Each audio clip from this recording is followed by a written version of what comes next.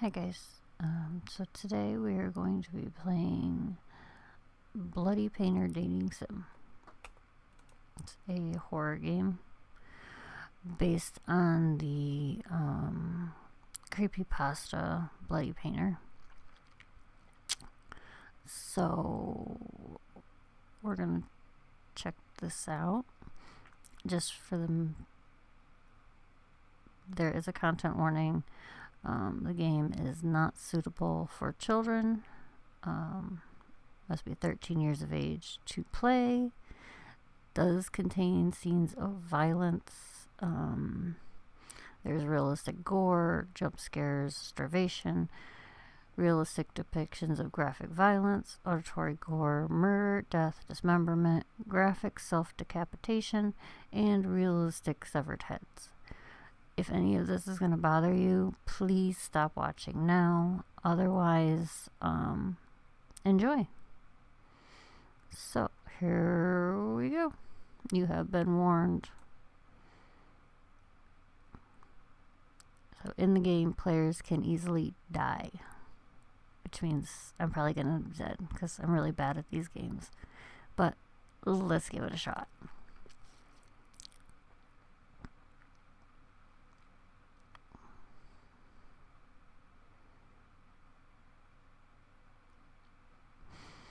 No, really? Means all of the dark romance I've read has just led me astray.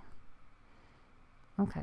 In all reality, though, we all know that if you run into a masked man in real life, we're not going to try to romance him, right? Please. Just call 911. We're going to do that. Okay. Good. Okay. So, warning's done. Here we go. Ugh. With a severe headache, you wake up in an unfamiliar place. As you touch the bruise on the back of your head, it seems you were hit by something heavy before you lost consciousness.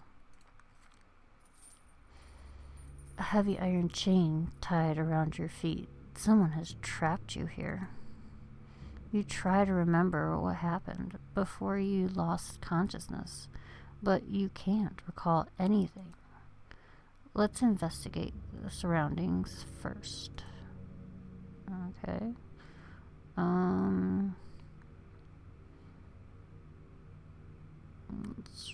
Well, there's a cell phone. Let's start with a cell phone. No signal. It might be in a remote place or underground. Where to investigate next? The door? You peek through the keyhole, but you see nothing outside. I wonder where I am.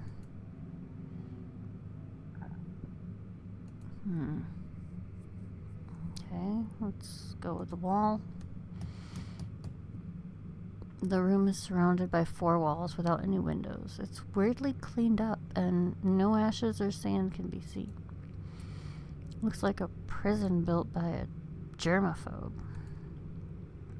Where to investigate next? Let's see, so we've done the wall, the cell phone, the door, mattress. There's a mattress on the floor. The mattress feels really hard to lie on. Okay. I guess the last thing we have is the meal. Near the door, there's a serving of spaghetti with tomato sauce and a bottle of water. Also, a round plastic fork that's completely harmless, though was thoughtfully attached. It's still warm. It feels like it was set here not long ago.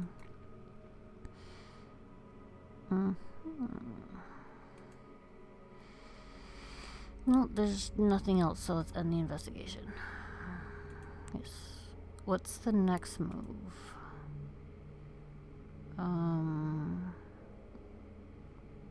Let's Listen. You can't hear any sounds other than your own breathing. The soundproofing in this room seems particularly good. Well, let's test it. Yell for help. Nobody answers. Didn't expect anybody to.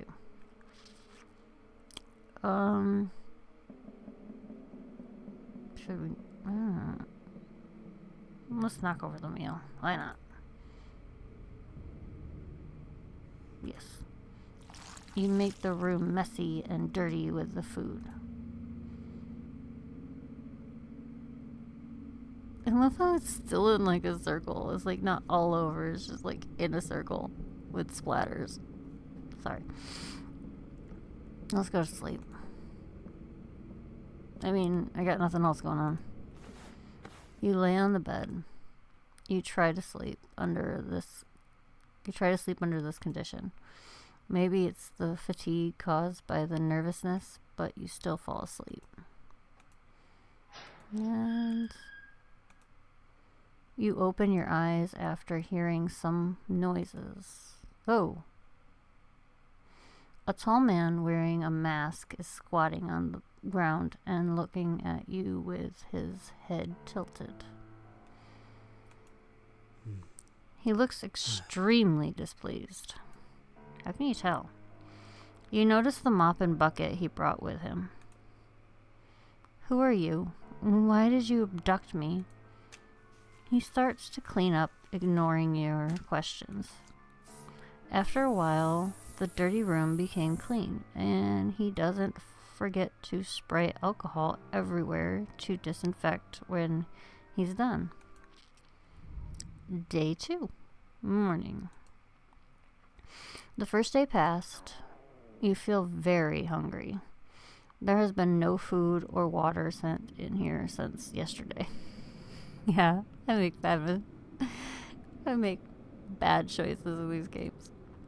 Sometimes when you're so hungry that your stomach hurts, you can only use your arms to press your stomach hard to relieve the pain.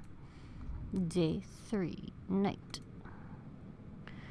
The third day passed, and there's a chill in your limbs, and you can't muster any strength in your hands and feet.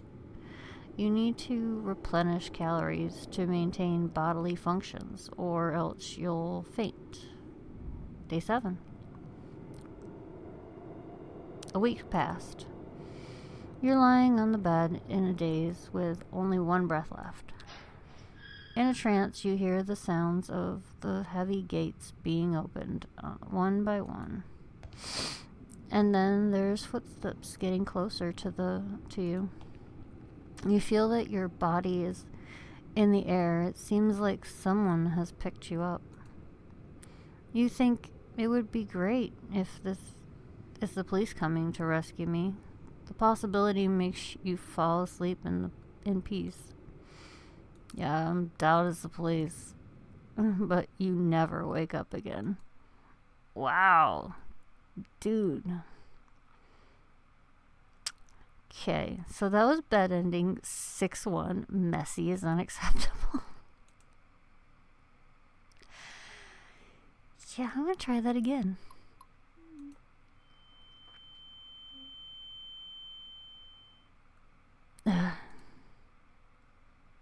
With a severe headache, you wake up in an unfamiliar place. As you touch the bruise on the back of your head, it seems you were hit by something heavy before you lost consciousness.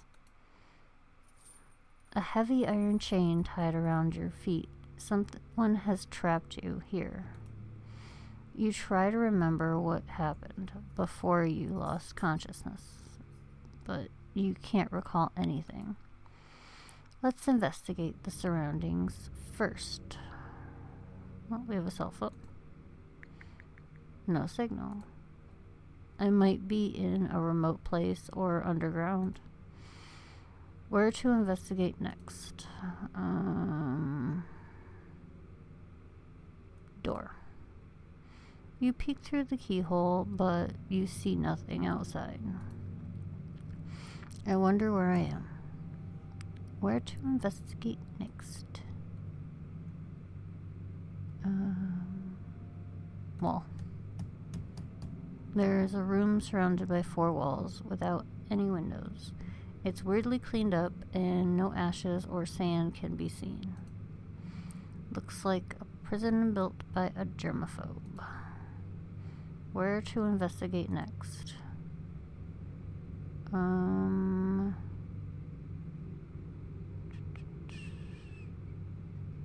Mattress. There's a mattress on the floor. The mattress feels really hard to lie on. Where to investigate next? The only thing left is the meal. Near the door, there's a serving of spaghetti with tomato sauce and a bottle of water. Also, a round plastic fork that's completely harmless was thoughtfully attached. It's still warm. It feels like it was sent here not long ago. Where to investigate next? Looks like I got everything. Let's go. Investigation? Yes. What's the next move? Let's listen. You can't hear anything, any sounds other than your own breathing. The soundproofing in this room seems particularly good. Okay. Yell anyway. Nobody answers. Didn't expect anybody to. Well, we know knocking over the meal is a bad idea, so sleep. Yes. You lay on the bed. You try to sleep under this condition. Maybe it's the fatigue caused by nervousness, but you still fall asleep.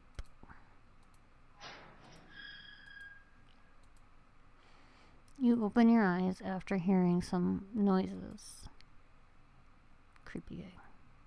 A tall man wearing a mask is squatting on the ground and looking at you with his head tilted. He remains silent as if he is sizing up his prey. He points to the plate on the floor, like indicating that you should finish your meal quickly. Thinking that the strange man might have poisoned the meal, you shake your head in fear. Seeing you have no intention of eating, he looks quite distressed. You can't die. You can't die. Not now. Not now. He slowly speaks with a deep and steady voice. The freezer is full. Oh. The freezer's full. What does that mean? The freezer is full, and there's no more space for more. 7 days. 7 days. He pauses and thinks. There won't be space until 7 days. There won't be space until 7 days later. If you die now, you'll rot. What do you mean? So I only have 7 days left to live? He nods and walks out of the door. Wait, you can't just leave me here like this, please? Your cries can't stop the door from closing. Let's investigate the surroundings first.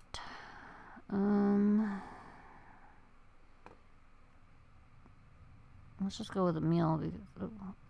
A bread and bottle of water. Door.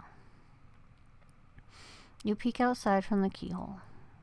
You see the shadow of the man walking around. Seems to be busy with something. What is he doing? Mattress? Can we eat the meal?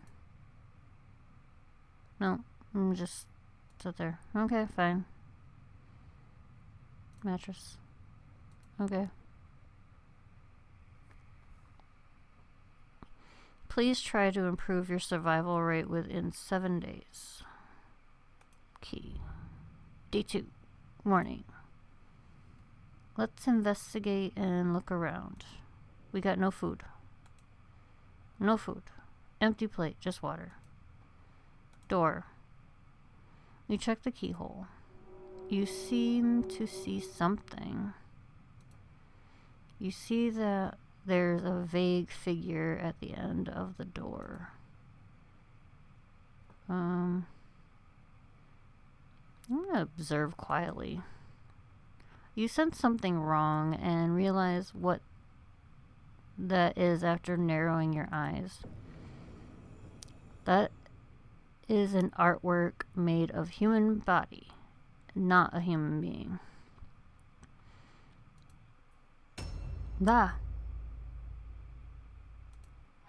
You hear the door open.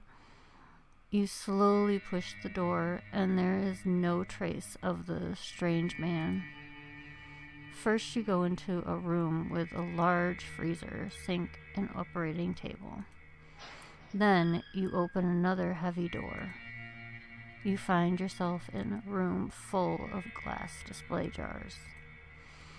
The jars are all filled with specimens and made from human body parts. It's like you're in an art museum. Could it be that he wants to freeze me as material for specimen artwork? You're thinking, you seeing the scene? Oh, let's just admire the artwork. I think that's creepy enough. Let's do that. You look around and admire his work with relish. You look at them for 15 minutes straight. Interesting. You hear a voice coming from the corner. It turns out the man has been watching you from a blind spot behind the glass cabinet. I like them. They're so beautiful. The man goes silent with his head tilted for a couple of seconds after hearing your comment. He seems to be thinking about something. Don't you consider it cruel or bloodthirsty to them? No, I feel nothing at all. You're such a weirdo. You're such a weirdo. You think, aren't you talking about yourself? After you have a tour in his display room, he locks you back in the small room you were in. You go to sleep to end the day. Your survival rate increased. Day 3. Until noon, you don't see breakfast or lunch being delivered. You're already starving. You are waiting for him to bring you dinner, but what you get is not dinner. Instead, you hear the door was opened. A light shines through the crack of the half-open door, looking like an intriguing invitation. You open the door and walk into that light.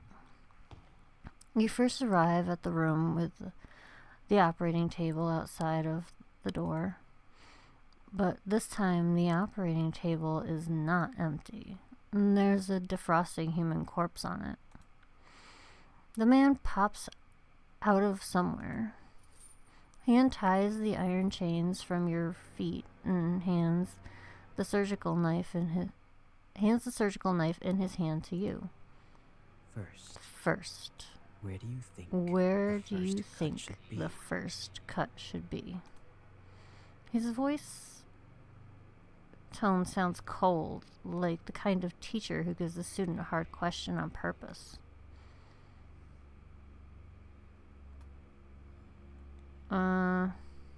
Let's stab the corpse.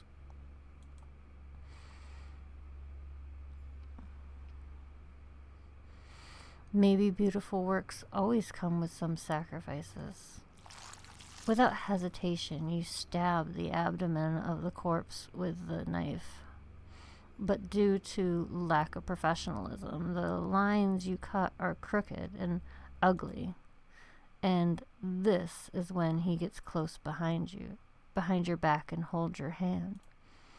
You're both holding the surgical knife, like you two are cutting a cake together. With his hand, the lines you cut become smooth and clean. You can smell an ocean perfume on him due to how close you are. It seems to be sprayed to cover up the smell of formaldehyde.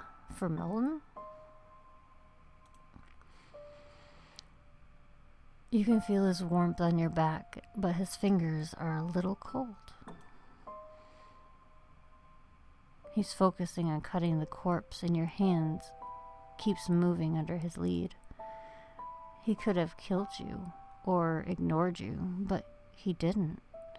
You start to speculate on the purpose of his behaviors. Could it be that he wants someone who can ignore the cruelty in the process and understand him? You think after the happy creative time ends, you're locked in the room you were in. You go to sleep to end the day. Has he still not fed us? We not eaten? Sorry. I'm just curious. Until noon, you don't see breakfast or lunch being delivered. You're already starving. You notice that something is shining at the corner. The key. It seems like the man accidentally dropped it last night. You open the door with the key. You go past the operating table where you two spent creative time together last night. The display room. Then you discover that there are unnaturally uneven marks from one wall to the corner. You find a trapdoor. After pushing the trapdoor, you see a normal basement storage room. At the corner of the storage room, you see a staircase that goes up. It turns out that this is really an underground secret room. Hidden layer by layer with trapdoor. No wonder the sound insulation is so good. You walk up the stairs and see a heavy wooden board. You push it hard. What catches your eye is the interior of a cozy cabin. Then you realize the heavy wooden board you just pushed is the back of a bookcase. Ooh, hidden bookcase. Cool. You look around and find that there are insect specimens everywhere in the cabin, and there is also a reindeer head specimen hanging on the wall. Then you walk into the living room. You see a young man with a handsome face and pale skin lying on the sofa. The ocean-scented perfume and the faint smell of formalin emanates from his body. It's him. He's the masked man who kidnapped you. But he's not wearing a mask at this time. His sleeping face has a ferocious expression. His neck is sweating and he seems to be trembling. It looks like he's sick. At this time, you decide to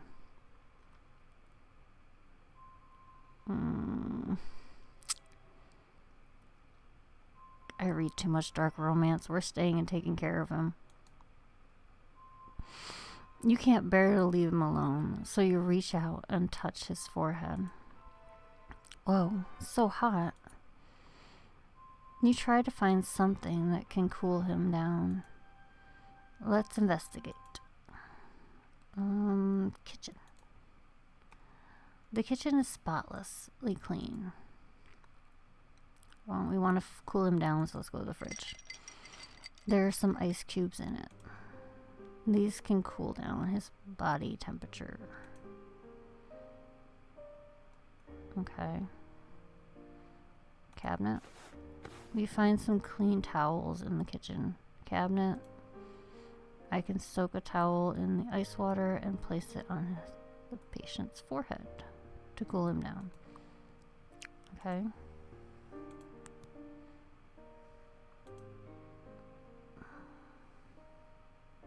The living room is spotlessly clean. Where to investigate?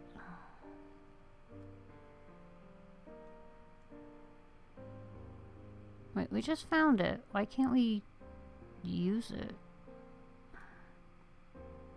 I'm confused. His expression is ferocious. He seems to be in pain. He's still having a fever. Where to investigate next? Sofa. You don't think it's good for a patient to sleep on the sofa, but you can't move him with your strength. Where to investigate next? Specimens? I feel like he did them all. The workmanship of these specimens is exquisite. Where to investigate next? Photo frame? And there's a photo frame on the shelf. It's a photo of him standing at the entrance of the Judicial Mental Hospital with a man in a doctor's robe. Where to investigate? Shelf. Cocoa powder. There's a jar of cocoa powder and a cup on it. Let's make him a cup of cocoa. Where to investigate next? There's a lockbox. Can we open it? There's a box with a combination lock on it. On the shelf. I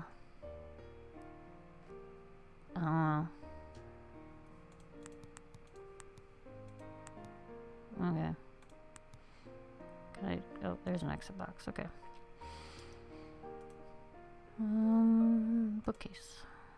You find some of his profile files in the bookcase. Name Helenotis, gender male, October 1st, 1980. Where to investigate next? End investigation. Yes. Well, we found stuff in the kitchen. Why won't it, let me...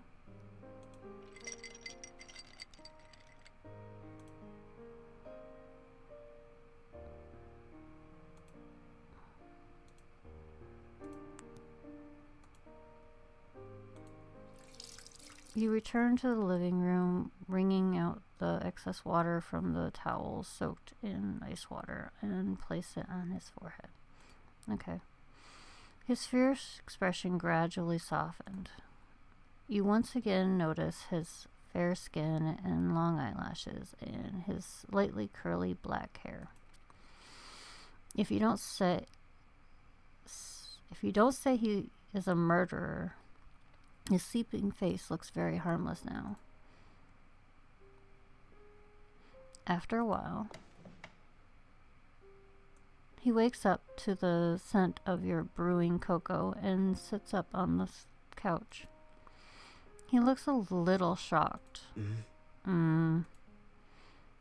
He looks around quickly and seems to understand what is going on. Why are you doing this? Why are you doing this? I wanted to ask myself that too. You saw me faint and didn't choose to run away. You saw me faint and didn't choose to run away. You're such a weirdo. You're such a weirdo. Is there anyone weirder than you in this house? You can't help but bitch about him. You seem to see the corners of his mouth rising slightly for a few seconds, and the atmosphere between you relaxes. He doesn't drink the cocoa you brewed for him. It seems that he is still a little wary of you. Can you tell me who you are? Bloody Painter. Bloody Painter. And that's the name they gave me for my modus operandi. If you find it difficult to pronounce, If you find it difficult to you can call me pronounce, BP. you can call me BP. Even though what he told you was just a nickname, at least you know how to call him now. After the brief conversation on the sofa, he does not lock you back in the underground secret room. Perhaps staying to take care of him when he fell ill was enough to prove that you won't run away. You get up from the sofa and continue to look at the specimens, decorations in the living room. He sits on the sofa, crosses his legs, picks up a book, and starts reading. By the way, you better not try to escape. there are Traps all around the cabin, and only I know how to get in and out safely. You sit on the sofa. Soon a wave of sleepiness comes over you. Today you fall asleep on the sofa in the living room, not in the cold underground secret room. Your survival rate increases. Day 5, morning. You see him busy cleaning in and out of the house early in the morning. I'll come help too. After finishing speaking, you pick up the rag and the bucket and join the cleaning. But you can't really see where this almost spotless house needs to be cleaned. You're just taking a clean wet rag and wiping it on the clean cabin. Do you usually love cleaning this much? It would soon be covered with It a must layer be of cleaned dust. like this 1 or 2 times a week. Otherwise, it would soon be covered with a layer of dust. Although he doesn't talk much, his tone and voice give you a gentle feeling and don't make you feel nervous. You climb up on a short ladder and wipe the high cabinets with a rag. Suddenly, a cockroach crawls out from the cracks in the cabin. You are so frightened that you lose your balance and fall backwards. You close your eyes, but what you get is not the pain of falling to the ground, but a warm feeling. Oh. You open your eyes and find that he's holding you like you're a princess. He catches you with the same cold expression on his face. Are you all right? Are you all right? Perhaps to resolve the awkwardness, he asks. I'm all right. It was just a cockroach. Hearing the word cockroach, he puts you down. He takes 2 steps back from the cabinet you just wiped and then says calmly, Don't come near here. Don't come near here yet. Why? It's dangerous. It's dangerous. You can't help but chuckle at the thought of a murderer being afraid of cockroaches. Fine, whatever, you say. The interaction just now makes you feel a little warmth from this cold murderer. At least you see more of his reactions and expressions. This is the rare relaxation you have felt in these tense days. He could have let you fall off the ladder, but he rushed over to catch you. Somehow you feel that after these few days of getting along, maybe now you both have different ideas about each other than you originally had. It was only a clear relationship between a murderer who wanted to hunt and a prey who was trying to escape. But now it has an extra layer of friendship causing the interactions between you two have an indescribable sense of dissonance. Just when you pick up the old newspaper and prepare to wipe the windows, you find a police car parked on the road in the distance. Two police officers get out of the car and keep looking towards the cabin. At some point, BP is already behind you, looking out the window with you. Wait for a second. Wait for a second. And then he walks out of the door to talk to the police officers. Is there anything I can help you with? Is there anything I can help you with? Are you Mr. Otis? Yes. Yes, I am. Have you ever seen these people around here? The police officer takes out some photos from his pocket. Have these people committed a crime? Have these people committed a crime and are running away? No. These people are the missing people around this area. I haven't seen them before. I haven't seen them before, but wolves and bears often appear out here. Can we check out your cabin? Yes. Come in. Yes, come in. BP behaves very kindly and politely. After speaking, he leads the way for the police officers. Please follow my footsteps. Please follow my footsteps.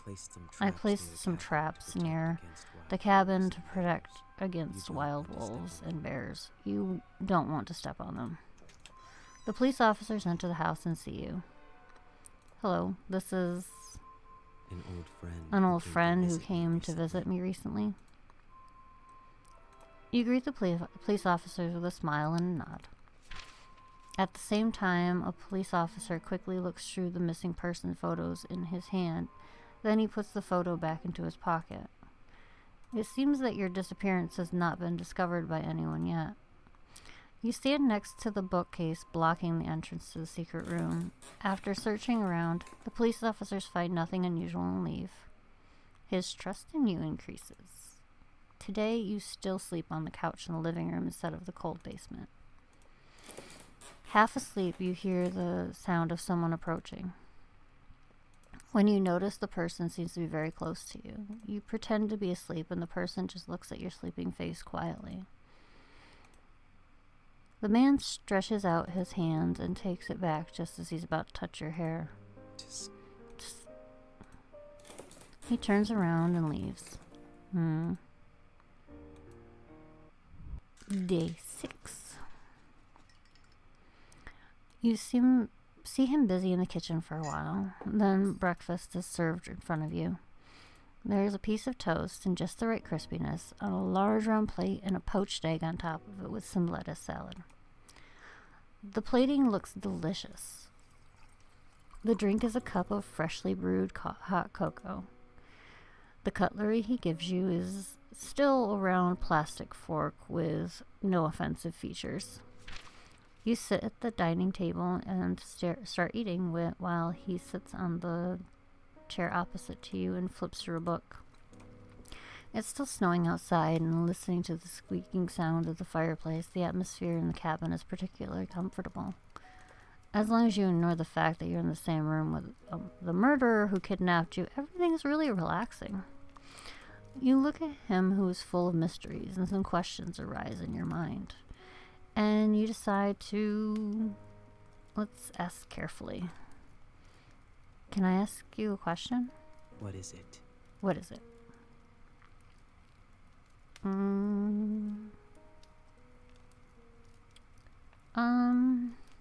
Let's start with casual conversation. Well, you usually read. I usually would read some about anatomy and taxidermy book, but today is different. What are you reading today? Truman Show. The Truman Show. Interesting. What is the book like? The whole world that the protagonist lives in, including himself, is all just someone's creation. Everything that happened is watched by the audience, and there's no privacy at all. But he is completely unaware that he is in such a large theater. Very ridiculous. Very ridiculous, right? I can't imagine this to happen in reality or to me. If our world was really like the Truman Show, how would the audience view the current situation? It's exciting. Excited. Exciting. Why? They may be attracted by your charm and want to be killed by you.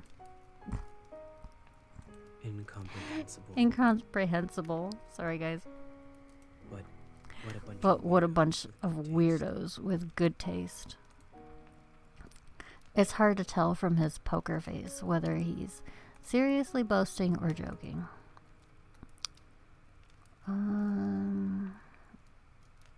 Let's talk about the potted plants. I saw many potted plants on the shelves in the living room, but why are they all withered? I have tried my best. I don't know why they always die. Let's talk about. Okay, we gotta ask like the elephant in the room, right? What was he gonna use this for? You ask bravely. He looks up at you for a moment. I was going to make you into some kind of doll at first. Your eyes are beautiful, but if they are left alone, they will become rotten and sunken. So I would like to dig your eyes out and put them in a glass jar and soak them in formalin to preserve them. Glass beads will be placed in empty eye sockets to replace the eyes. You look very pleasing to the eye, so I would also like to keep the head intact. Thanks for the compliment. You're welcome. You're welcome. Why did he say it first? Has his mind changed? You're curious, but you don't have the guts to ask any further. Let's pick up the book. You pick up the book next to you and start flipping through it. It's a book about the possibility of having completely opposite versions of yourself in a parallel world. If there's a completely opposite version of you, what do you think it would be like? That book. Let me think. Probably a guy wearing a burgundy coat and always having a smile on his face. Why is it a burgundy coat? Because I like blue. If he's the opposite of me, he should like red, right? Okay. Well, let's gonna end the conversation here. Day 6, noon. It's noontime. To thank you for making breakfast for me today, let me make lunch in return. He frowns at you with an expression like, are you out of your mind? Don't worry, you said there are traps outside. Only you know how to get in and out normally. Even if I resist you with a knife, I can't escape. Okay, but I'll keep an eye on you. Don't try anything Don't try to do anything stupid. Great. As for what to cook and the ingredients, well, a bad idea flashes through your head, and curiosity makes you ask, you do eat human flesh? No. Why would I do that? I just use human bodies as materials for making art, and I never think about eating them. I thought you murdered all, had some degree of cannibalism. Let's put it this way. Do you eat paint and painting tools? Just because I kill people and to use materials to make works doesn't mean I will eat them. Also, I'm different from those who have fun committing a crime and kill purely for killing's sake. Don't confuse me with that kind of unprincipled guy. I wouldn't do anything unless necessary. You are here only because you witnessed the crime scene. I see. After hearing this, you decide to... We're just going to cook a common dish. You look at the ingredients in the refrigerator. There are eggs, tomatoes, white rice, and some curry powder on the shelves. Okay, I've decided. You turn on the oven and start cooking. BP watches you in the entire production process. Rather than worrying about you escaping, he's more worried about you blowing up the kitchen. Soon after a normal curry omelet rice was served, He stares at the omelet with rice without saying a word. Don't worry, there's no poison. Weren't you watching the whole process? He starts to move after you finish speaking. He takes a spoonful of the omelet rice and puts it in his mouth. What do you think? It's surprisingly quite delicious. What's wrong? Nothing. It's just that no one's cooked for me in a long time. I can make you more if you like. You had a fairly pleasant afternoon. Late at night. Hey. Dragon Day 6 on, man. Hey. You were woken up from your sleep by the man. His face is close to you, and his blue eyes are staring at you. What's wrong? You sit up on the couch and rub your eyes. Got to go. Got to go? I've noticed something unusual about the number of police cars patrolling nearby recently. They must have some relevant evidence and are doubting it. It's very likely there's an ambush outside. It's snowing heavily outside, and I think it's now time to leave. Come with me or not, it's your choice.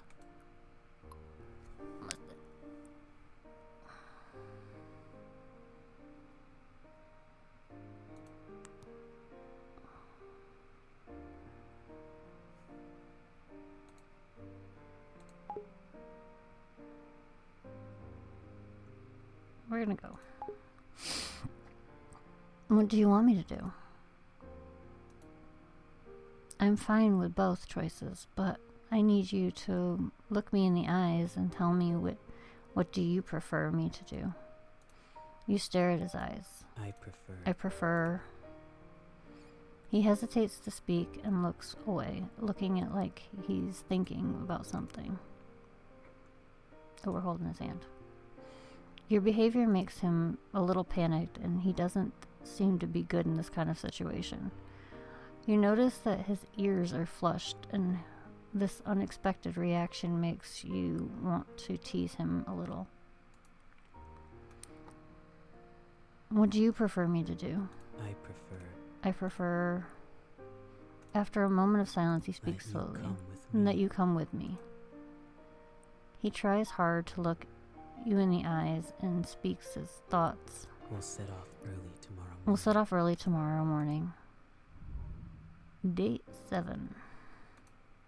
Follow my footsteps.